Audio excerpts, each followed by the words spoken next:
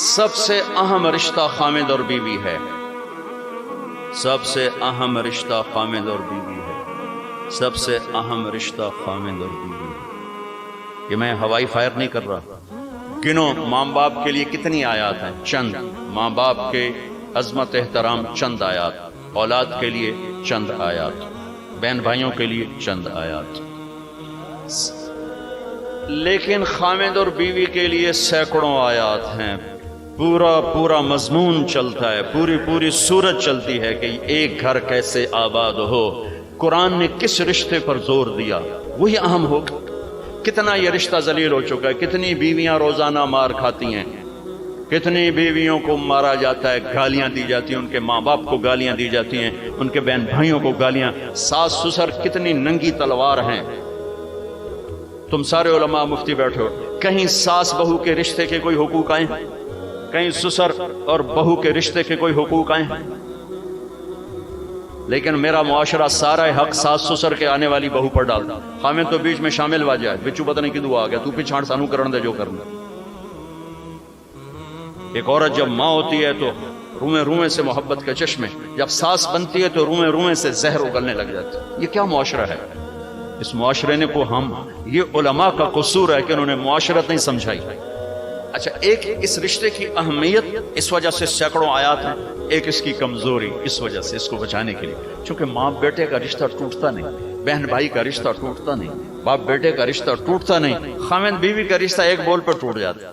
اس کو بچانے کے لیے ادھر سے، اس لیے یہ فقہا کہیں گے کہ اللہ تعالیٰ نے بیوی کا حق رکھا ہے کہ الگ گھر دو، اگر وہ مالدار ہے تو الگ گھر دو، تاکہ وہ میاں بیوی زندگی شروع کریں، ان کے مسائل تھوڑے ہوں گے، بیچ میں ساس بھی آ گئی، بیچ میں سسر بھی آ گیا، بیچ میں نند بھی آ گئی، دیور بھی آ گیا، بھابیاں بھی آ گئیں، وہ دیکھتی ویسی چٹنی بن گئی پہلے دن۔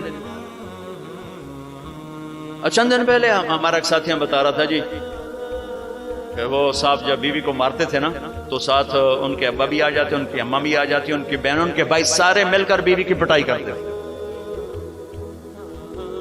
اور بڑا دیندار گھرانہ کہلاتا تھا وہ علاقے کا۔ اگر وہ الگ گھر نہیں لے کے دے سکتا تو کرائے پر لے کر دے، اس کو الگ رکھے، اگر اس کا مطالبہ ہے، مطالبہ نہیں پھر تو ٹھیک ہے، اگر کرائے پر بھی لینے کی سخت نہیں تو گھر میں پورا پورشن اس کو لے کر دے، پورا پورشن دے جس میں وہ آزاد ہو۔ اگر اس کی بھی ہمت نہیں تو ایک کمرہ، ایک کچن، ایک ٹوائلٹ اس کا الگ ہو جس میں اور کوئی نہ ہو۔ اگر اس کی بھی ہمت نہیں تو پھر روزے رکھے تھے، تسبیح پڑھے، کسی دین کو برباد نہ کرے، پھر کسی کی بیٹی کو برباد نہ کرے، پھر اپنے روزے رکھے۔ یا معاشر الشباب من استطاع منکم الباۃ فلیعفل وان لم یستطع فعلیہ بالصیام، روزے رکھو، تسبیح پڑھو، کسی کی بیٹی کو برباد نہ کرو۔ یہ بہت خوبصورت رشتہ ہے، لیکن جوائنٹ فیملی سسٹم نے اسے تباہ کر کے رکھ دیا۔ جوائنٹ فیملی سسٹم بہت اچھا، مشترکہ نظام زندگی بہت اچھا تھا جب ایک دوسرے کے حقوق کا پتہ تھا، اب حقوق کا نہیں پتہ، لہٰذا ادھر سے آگ، ادھر سے آگ، ادھر سے آگ، ادھر سے آگ۔ میں سر درد کا مریض ہوں، تھوڑی تھکاوٹ شروع ہو جاتا ہے، فاقہ شروع ہو جاتا ہے، تو میں روزے رکھنے کے لیے مری چلا جاتا ہوں کہ چلو کچھ ٹھنڈک، روزے کا لمبا ہونا اور ٹھنڈک شاید اس کو کچھ وہ بیلنس کر دیتا ہے، تو میں کچھ 3-4 روزے پھر بھی چھوٹ جاتے ہیں لیکن اکثر پورے ہو جاتے ہیں۔ تو بھربن میں وہاں ایک جگہ میں ٹھہرتا ہوں، تو عصر کے بعد میں تھوڑا بیان کرتا ہوں معاشرت پر۔ تو پہلی دفعہ جب میں وہاں ٹھہرا تو 8ویں دن امام مسجد کی بیوی آئی ہمارے پاس، میری بیگم کے پاس، کہ جی بیگم صاحب، میں نے آپ کا اور مولانا کا شکریہ ادا کرنا ہے کہ آج میری زندگی کا پہلا ہفتہ ہے میرے خامد نے مجھے مارا نہیں، پہلا ہفتہ۔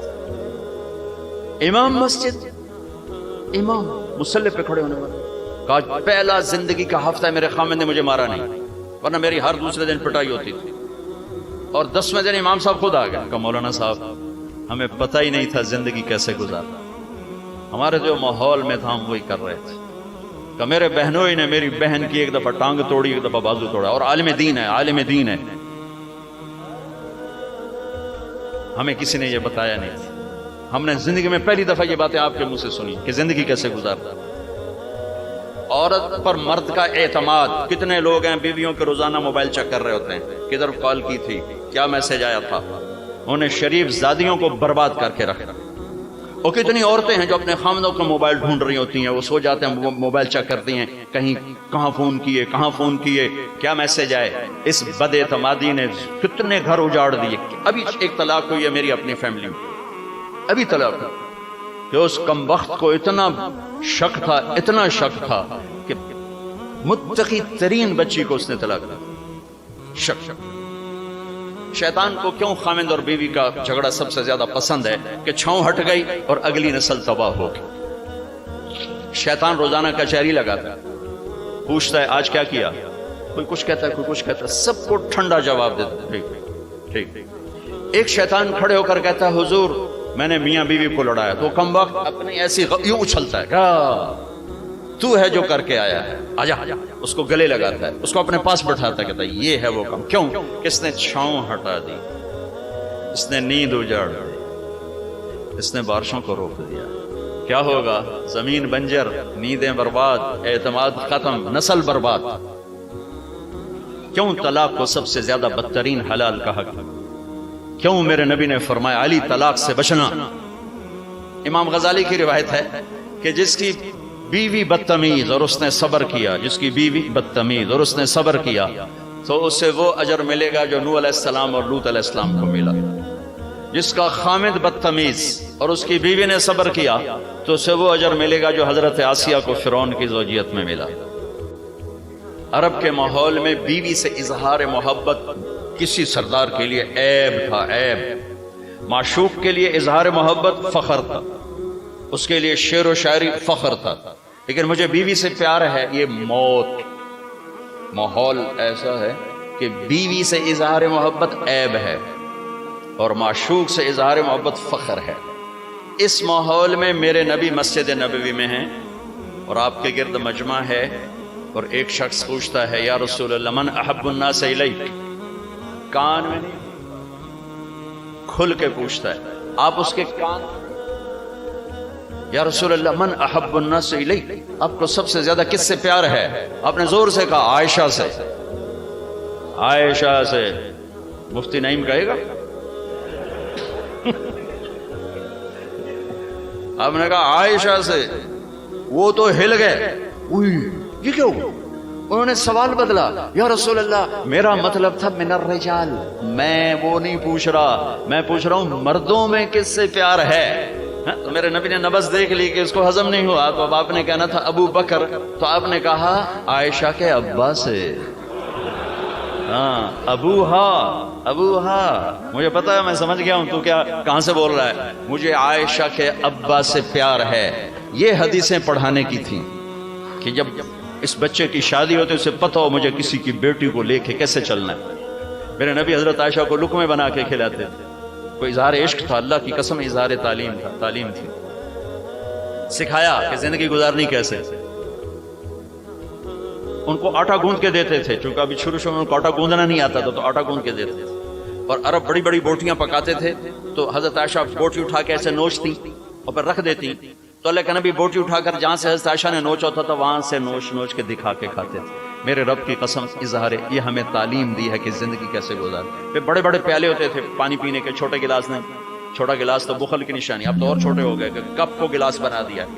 تو بڑے بڑے گلاس ہوتے تھے, تو ہم عائشہ رضی اللہ پانی پی رہے ہیں, رکھ دیا. میرے نبی اٹھا کر جہاں حضرت عائشہ کے ہونٹ لگے ہوتے تھے وہاں ہونٹ رکھ کے پانی پیتے تھے. صرف تعلیم. جس ہستی نے اللہ کو آنکھوں سے دیکھ لیا ہو اس کو کسی چیز کی رغبت ہو سکتی ہے؟ جنت بھول جائے گی جب اللہ اپنا دیدار کرائیں گے اور پھر پردہ پوشی فرمائیں گے تو کہیں گے یا اللہ جنت نہیں چاہیے, تو چاہیے, بس تجھے دیکھتے رہیں, بیٹھے رہیں تصور جانا کیے ہوئے از لذت دیدارش, خسرو چتواں گفتن سر دادن و جان دادن نادیدہ رخ یارے. امیر خسرو کہہ رہے ہیں کہ یا اللہ بن دیکھے تیرے لیے لوگ سولیوں پہ چڑھ گئے, اوروں سے چر گئے, چھروں سے کٹ گئے. بن دیکھے تیرے عشق میں جب تجھے دیکھیں گے تو کیا حال ہوگا. از لذت دیدارش خسرو چتواں گفتن سر دادن جان دادن نادیدہ رخ یار. تو جس ہستی نے اللہ کو دیکھا ہو ان کے لیے عورتوں کی کیا رغبت ہے. یہ صرف سکھانا. ایک حدیث سنا دے, ما تزوجت وما زوجت الا بوحی من السماء نزل به جبریل. لوگوں میں نے جہاں شادی کی, میں نے جہاں بیٹی دی, پہلے آسمان سے وحی آئی, پھر میں نے قدم اٹھایا. اللہ کی قسم ہمیں سکھانے کے لیے ہاں سفر سے واپسی ہو رہی ہے, ٹھیک ہے. آپ نے صحابہ سے کہا چلو بھائی تیز ہو جاؤ, وہ سارے تیز ہو گئے, یہاں تک کے نظروں سے غائب ہو گئے, ٹھیک. تو اب کون رہ گئے؟ اما عائشہ اور میرے نبی. تو اما عائشہ نہیں, میرے نبی نے کہا عائشہ دوڑ لگائیں, دوڑ لگائیں, لگائیں. لوگ مفتی نعیم کا اتنا بڑا پیٹ, یہ دوڑ لگائے گا بیگم کے ساتھ؟ وہ مولا منظور مہنگل کا اس سے بھی بڑا ہو گیا, یہ لگائیں گے؟ تو عائشہ دوڑ لگائیں, کہا جی لگائیں. تو حضرت عائشہ فرماتی میں آگے نکل گئی لیکن ابھی پیچھے رہ. پھر کچھ عرصہ گزر گیا, کئی سال گزر گئے, پھر ایک سفر سے واپسی ہو رہی. آپ نے کہا ہاں بھائی آگے جاؤ, وہ سارے آگے جا گئے, اچھل ہو گئے. آپ نے کہا عائشہ دوڑ لگائیں, کہا جی لگائیں. تو کہا ان دنوں میں موٹی ہو گئی, تبدنت کا لفظ مجھے یاد ہے, کہا میں موٹی ہو گئی. تو جب دوڑ لگائی تو لیکن ابھی آگے نکل گئے. تو آپ نے کہا عائشہ ہذہ بتلک, اب تو میں برابر ہو گئی. اللہ کی قسم زندگی سمجھانے کے لیے. جہاد کا سفر سارا صحابہ کا قافلہ ہے, جنگ کا زمانہ ہے, دشمن چاروں طرف ہے, اور ہم اما عائشہ رضی اللہ عنہ اونٹ پہ بیٹھی اور ہاتھ لگایا تو ہار غائب.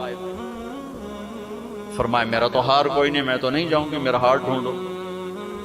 تو میرے نبی نے نہیں فرمایا چل بیٹھ, اتنے لوگوں کو تو پریشان کر دیا, تجھے پتہ نہیں میں نے سبق پڑھانا تو میرے پیچھے پڑ گئی. طلبہ میرا انتظار کر رہے ہیں.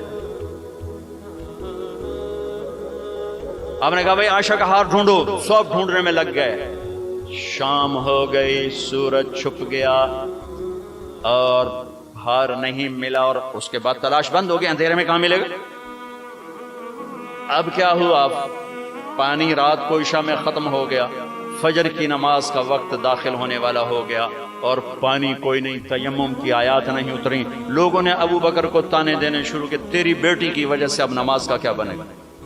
ابو بکر غصے میں آئے اما عائشہ کے خیمے میں. تو اللہ کے نبی گود میں سر رکھے سو رہے تھے. اب آپ تو باپ تھے, تو آ کر اب بول تو سکتے نہیں, اور چہرے سے دوری تیری وجہ سے ہو, اور یہاں پسلی میں ماری انگلی, زور سے انگلی ماری. تو کہتے میں ایسے سخت ہو گئی تاکہ میرا بدن حرکت نہ کرے کہ کہیں اللہ کے نبی اٹھ نہ جائیں. تو چہرے سے غصے کا اظہار کر کے, اور تو اللہ نے آیات تیمم اتاری. اس موقع پر تیمم کی آیات پہلی دفعہ 8000 سال میں یہ ہونے لگا ہے. بھلا مٹی سے آدمی صاف ہوتا ہے اور گندا ہو جاتا ہے؟ اللہ کہا نہیں, فتیمم, چلو تیمم کرو. اب سارے صحابہ میں خوشی کی لہر, اور سعد بن عبادہ کہنے لگے اے آل ابو بکر, یہ پہلی تو نعمت نہیں ہے جو تمہارے گھرانے کے طفیل ہمیں ملی ہے, اس سے پہلے بھی بڑی نعمتیں تمہارے گھر کی طفیل ہمیں ملی ہیں. اللہ نے تیمم کی آیت اتار. میرے نبی نے قافلے کو نہیں چلایا, یہاں تک کہ حضرت عائشہ نے کہا اچھا یا رسول اللہ اب چلیں, ہار کو چھوڑیں. پھر میرے نبی چلے, اور جب اونٹنی کو اٹھایا تو ہار اس کے نیچے پڑا ہوا تھا. وہ سارا باہر ڈھونڈتے رہے, ہار نیچے چلا گیا تھا گر کر. یہ میرے نبی کی زندگی ہے. یہ مینگل صاحب سے کہتا ہوں پڑھائیں, مفتی نعیم سے کہتا ہوں یہ زندگی پڑھائیں, کہ ان کی بیویاں ان کو دعائیں دیں, ان کے ماں باپ ان کو دعا دیں, ان کی اولاد ان کو دعا دے. وہ باپ نہیں ہے جس کو دیکھ کے بچے ڈر جائیں, وہ تھانے دار ہے, تھانے دار بیٹھا ہوا ہے.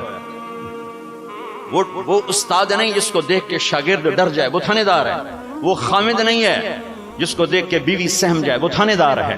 خامد وہ ہے جس کو دیکھ کے بیوی خوش ہو, باپ وہ ہے جس کو دیکھ کے اولاد خوش ہو, استاد وہ ہے جس کو دیکھ کے شاگرد خوش ہو. اگر زندگی کو نکھارنا ہے, ضبط کرنا سیکھو, برداشت کرنا سیکھو, غصے کو پینا سیکھو. یغلبن الکریم ویغلبہن اللئیم. اللہ اکبر.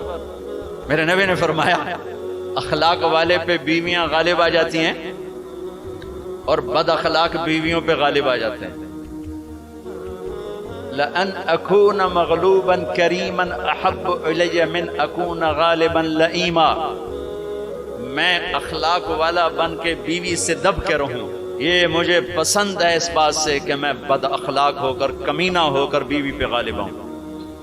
لائن بد اخلاقی کی آخر جس کو ہم کمینہ کہتے ہیں.